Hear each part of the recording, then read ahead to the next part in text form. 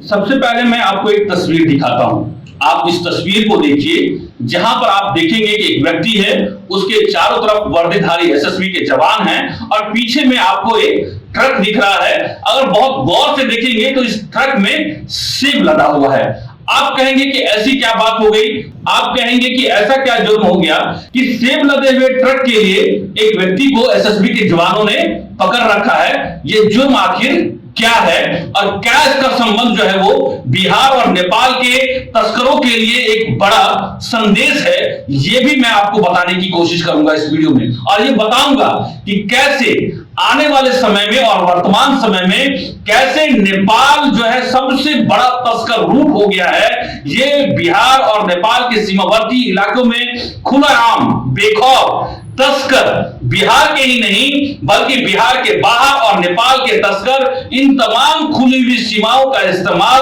जो है वो तस्करी के लिए कर रहे हैं। और न सिर्फ केंद्र सरकार का, बिहार सरकार का सबसे बड़ा रेवेन्यू का नुकसान कर रहे हैं, बल्कि लोगों की जान की परवाह भी नहीं कर रहे हैं। और इस पूरे मामले में भले ही एसएसबी इस पूरे मामले को लेकर के पीठ थपथपा रही हो, लेकिन इस पूरे मामले को लेकर के स्थानीय लोग, सीमावर्ती इलाके के लोग एसएसबी पर भी सवाल उठा रहे हैं कि जब पूरे बिहार के सीमावर्ती इलाकों में एसएसबी की तैनाती है, बिहार पुलिस की तैनाती है, इसके बावजूद भी आखिर इतनी बड़ी खेप लगातार कैसे बिहार के सीमावर्ती इलाकों से नेपाल के जरिए जो है वो दाखिल हो रही है। और आपको मैं एक तस्वीर और दिखाता हूं, इस तस्वीर को देखिए। एसएसबी ने सेब की भरी ट्रक पकड़ी है और ये सारे सेब चाइनीज सेब है, जिसे भारत में या बिहार में बेचने की या फिर उसकी किसी तरह की कोई व्यापार करने की आपको परमिशन नहीं है। लेकिन बिहार के सीमावर्ती इलाकों में चले जाएं, वहां पे हर फल की विक्रेता पे कमोबेश, जो मेरी जानकारी है और जो मैंने तहकीकात किया है, हर फल की विक्रेता के दुकानों पर आपको ये बैन चाइनीज सेब बिकते हुए दिखेगा। पूरा मामला क्या है हम आपको विस्तार से बताएंगे। मैं हूं पंकज कुमार और आप सभी देख रहे हैं द इंडिया प्लस न्यूज। ये जो तस्वीर देख रहे हैं, ये तस्वीर दरअसल 17 मार्च की है और सुबह के करीब 8:30 बजे की ये घटना है। एक ट्रक जिसमें कहीं कोई नंबर नहीं होता, ना चेसिस नंबर होता है, ना गाड़ी का कोई नंबर होता है। एक गाड़ी जो है आप समझिए कि सुबह बेखौफ तरीके से जो बेखौफ तरीके से नेपाल की सीमावर्ती इलाकों को लांघते हुए, दरदराते हुए भारतीय सीमा में दाखिल होती है, बिहार की सीमा में दाखिल होती है। और ये इलाका जो है बिहार के जो सीमावर्ती इलाका है, ये घरमोहना बॉर्डर है और उस घरमोहना बॉर्डर से दाखिल होते हुए एनएच पर आ जाती है। ये जो एनएच आप देखेंगे, ये एनएच पर दाखिल होती है और वहां पर स्थानीय लोगों की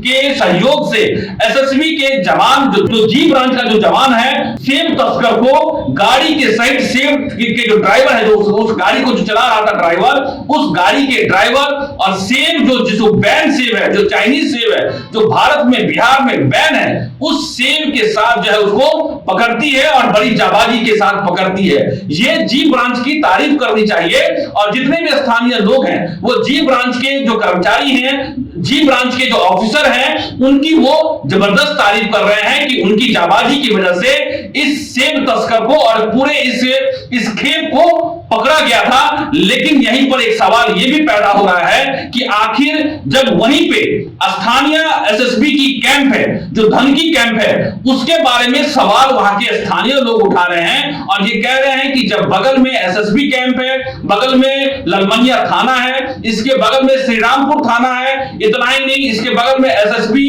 की बीओपी पॉइंट है, तमाम इसके बावजूद आखिर कैसे सुबह के 8:20 पर ये सुबह में ये नेपाल की सीमा से एक ये गाड़ी दंदनाते हुए भारतीय सीमा में दाखिल हो जाती है, जिसे एसएसबी के जी ब्रांच के ऑफिसर ने गिरफ्तार किया और उसको जाबाजी के साथ पकड़ा। अब पूरा मामला क्या है? पूरा मामला ये है कि बिहार और नेपाल के सीमावर्ती इलाकों में खुलेआम तस्करी हो रही है। ये किसी से छिपी हुई बात नहीं है, ये तमाम एसएसबी के अधिकारी भी जानते हैं, जितने भी बीओपी पॉइंट बने हुए हैं वो सभी लोग जानते हैं कि इस पूरे इलाकों से, खासतौर पे खरगोना, तोरियाही, ललमनिया, लदनिया, ये जो रूट है, धनकी रूट है, इन तमाम इलाकों से बड़ी संख्या में सेब का कारोबार हो रहा है। और ये सेब वो सेब है जो केंद्र सरकार ने इन चाइनीज सेब को बैन कर रखा है, क्योंकि वे चाइनीज सेब भारतीय सरकार के दृष्टिकोण से खाने के लायक नहीं है, लेकिन लोग जाने अनजाने जो है इस सेब को खा रहे हैं। और ये बाकायदा ये जो वहां के तस्कर हैं, जो भारतीय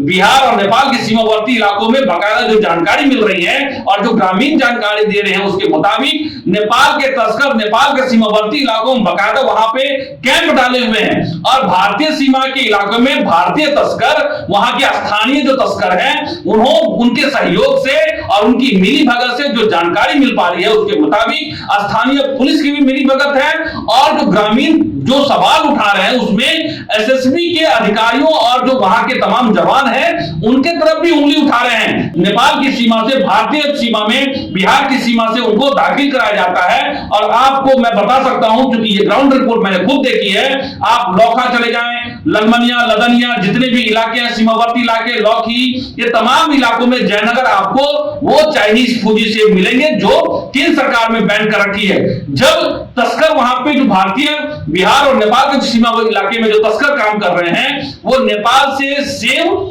चाइनीज सेब और नेपाल से चाइनीज मटर भारत के इलाकों में दाखिल करते हैं। और बिहार की सीमा से बड़ी संख्या में आपको बताऊं कि कपड़े और जितने भी इस तरह के सामान हैं, यहां से आपको कपड़े के अलावा तमाम जो दूसरे जो जानकारी मिल पा रही है, उसके आधार पर जो लकड़ियां हैं, जो महंगी लकड़ियां हैं, वो तमाम लकड़ियां यहां से जो है वो नेपाल के इलाकों में दाखिल हो रहे हैं। सवाल ये भी पैदा हो रहा है कि आखिर इतने बड़े इलाकों में जब एसएसबी की तैनाती की गई है और वहां पर आखिर छिटपुट ही लोग पकड़ में आते हैं, वो भी कभी कभी इस तरह का जो घटनाएं लगातार हो रही है। इतना ही नहीं, जो स्थानीय लोग जानकारी दे रहे हैं उसके मुताबिक नेपाल से कोलगेट, इतना ही नहीं, इसके अलावा फेयर एंड लवली जो नेपाली जो है वो तमाम जो है वो भारत, ये बिहार के सीमावर्ती इलाकों से ये तमाम जो इलाके देखेंगे, जयनगर से लेकर के लौखा, लदनिया, ललमनिया, लौखी, इन तमाम बॉर्डर के इलाकों से बड़ी संख्या में तस्करी होकर के बिहार में दाखिल होता है। और ये बिहार से होते हुए पटना, और जो जानकारी मिल पा रही है उसके मुताबिक ये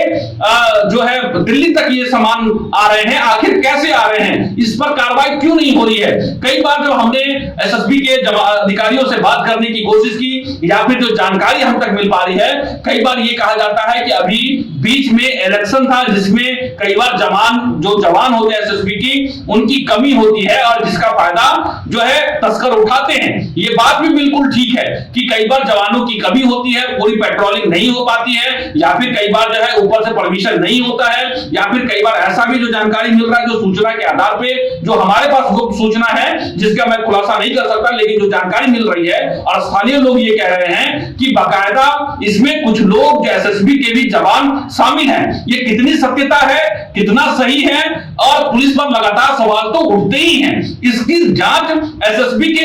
18 बटालियन के अधिकारियों को करनी चाहिए और जो तमाम जो केंद्र सरकार की एजेंसियां हैं उनको भी करनी चाहिए। जो आप देख सकते हैं तस्वीरों में, ये धनकी बीओपी के जवान हैं, 18 बटालियन के जवान हैं, और आप देख सकते हैं पीछे में जो ट्रक है उसका कोई नंबर नहीं है, बिना नंबर का है। और एक जो व्यक्ति को जो गिरफ्तार किया गया है, जो ड्राइवर है, जो जानकारी हम तक मिल पा रही है उसका नाम लक्ष्मण यादव है, जगतपुर सिरहा नेपाल का जो है ये ड्राइवर बताया जा रहा है। और एक जानकारी जो एसएसबी जो जानकारी हम तक मिल पा रही है, जिसका ये सामान है जो भारत के या फिर बिहार का जो तस्कर बताया जा रहा है, उसके मुताबिक जो जानकारी हम तक आ रही है उसका नाम जो बताया जा रहा है गुप्त सूचना के आधार पे संतोष शाह, ये जो है वो बाबूबरही का रहने वाला है। संतोष शाह का ये माल बताया जा रहा है, और ये इसमें कितनी सच्चाई है ये बात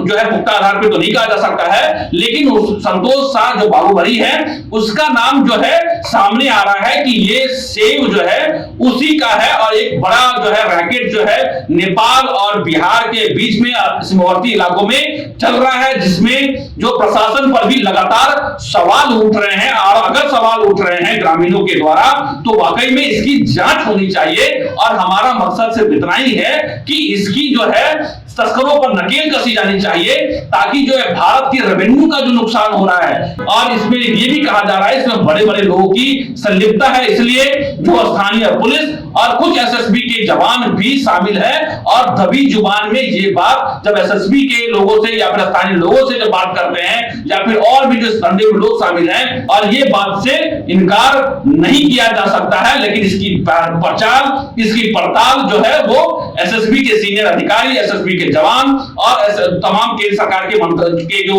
विभाग के लोग हैं उनको ये जरूर करनी चाहिए कि आखिर बिहार और नेपाल के इलाकों में ये तस्करों के लिए सबसे बड़ा माल पकड़ा गया है। आपको बताऊं, जो जानकारी मेरे पास है, ये करीब 65 कार्टून फूजी सेब है, चाइनीज सेब है, और 1300 केजी का जो है फूजी सेब पकड़ा गया है। और ये बिहार नेपाल का जो सीमावर्ती जो पिलर है वो पिलर नंबर 248 है, और 248 पिलर नंबर के 300 मीटर भारतीय इलाकों में इस नेपाली ड्राइवर और इस गाड़ी और चाइनीज सेब को पकड़ा गया है। और इसकी जो है पूरी जांच पड़ताल की जानी चाहिए, और इसके पकड़े जाने के बाद जो है इसे पूरी कार्रवाई के लिए एलसीएस कस्टम जो लोखा को सुपुर्द कर दिया गया, और इसके बाद आगे की कार्रवाई के लिए भेज दिया गया है। लेकिन जो आरोप स्थानीय लोग लगा रहे हैं और जो जानकारी हम तक मिल रही है उसमें जो है एक बड़ा प्रश्न चिन्ह जो है वो स्थानीय जो जवान है